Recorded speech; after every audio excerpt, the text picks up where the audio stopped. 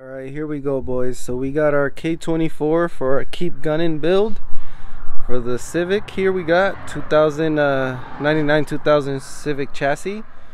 So I know in the first few videos I just kind of been showing you guys how I prep the shell. I know maybe some of you guys were asking when are we gonna get to the engine swap side of it, but the way I build my cars, I like to take step by step, just make things a little bit smoother and easier on myself and anyone watching, because the whole point of this whole build is to be able to show you guys how to get your K-swap done. In this case, we're gonna go with a K24 out of a TSX Type S.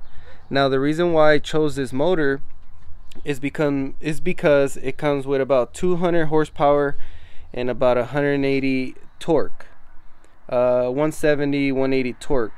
Now these engines very strong, very reliable, and for the price that you're paying, it's gonna be your best budget way to go K-series. So now gonna get down into this. I got kind of excited and started taking off the intake manifold because we're gonna go with the RBC. So I wish I would have shown you guys the engine when it was still complete from the shop. So from the shop, it comes with the stock TSX ECU, some of the wiring harness, or at least most of the wiring harness, which you guys won't need, but it's always good to get it when you guys buy your swap, because you guys may need a plug, a sensor, certain little things that you may need. So I'll show you guys on the K24. It comes with this intake manifold. So now what I did is, to make it affordable for myself, is I got me the RBC manifold bare. Now you guys are going to use the injectors and fuel rail from the TSX because they're 310 injectors stock. 10 injectors are a little bit better than the RSX and K20 Z3 injectors. That's something some of the guys don't really know. It is a stock injector, but because you're not paying no extra money, it's a good thing swapping over the injectors from your TSX manifold to your RBC manifold. You can use your map sensor.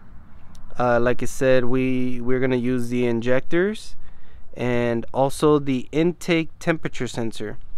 You're gonna use it from your K24 also.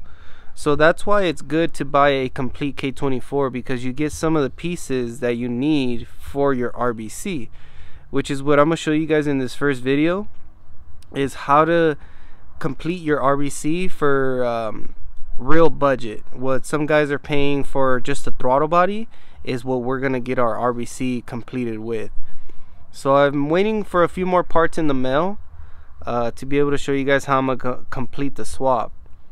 So what I'm gonna do for this first video is show you guys how to complete your RBC and the parts you'll need to get it done. Alright guys, so I got everything laid out for you guys of what you will need to complete your RBC intake manifold the budget way and still be efficient. So now what I did was I bought my RBC, bought my gasket, got my fitting for my fuel rail, then I went ahead and got me my throttle body.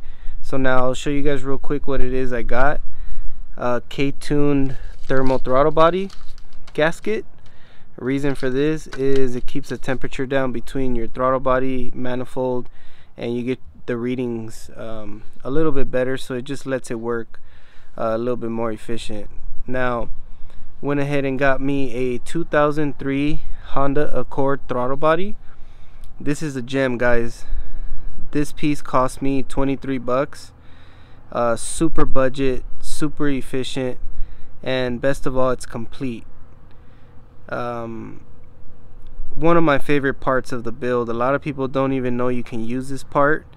Again, it comes out of a 2003 Honda Accord DX 5-speed. Also, what I love about it is it bolts right up to an RBC. You don't need no adapters, no nothing. Everything bolts right up. You're done with an OEM throttle body, and it looks super clean once it's on there because it looks factory.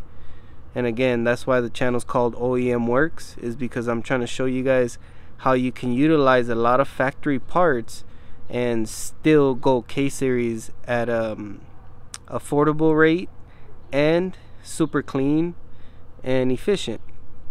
Now with the throttle body, sorry, not the throttle body, the fuel rail.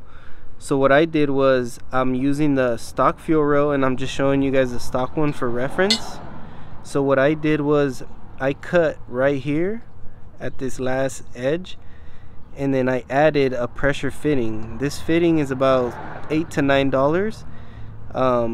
It pressure fits to the stock rail, and it lets you connect to your N6 or 8, whatever you have fuel. Just get that fitting for the adapter on the fuel rail. Then went ahead and got me the temperature sensor adapter. So you take this off from the stock RBC, add this adapter, and this sensor here is actually off my D16Y8 that came out of the stock car, the stock motor. You take this sensor off of there, and there you go. You got yourself a OEM sensor for free because it comes off of your stock swap. Now, like I showed you guys before, we got our swap harness. If you guys look on the swap harness, let me see if I can put this down. If you guys look on the swap harness, the plug that it already comes with plugs right in to your stock sensor. So real simple, guys. The entire intake manifold setup with the throttle body, with the gasket, with the adapter here, this fuel adapter, I paid $230.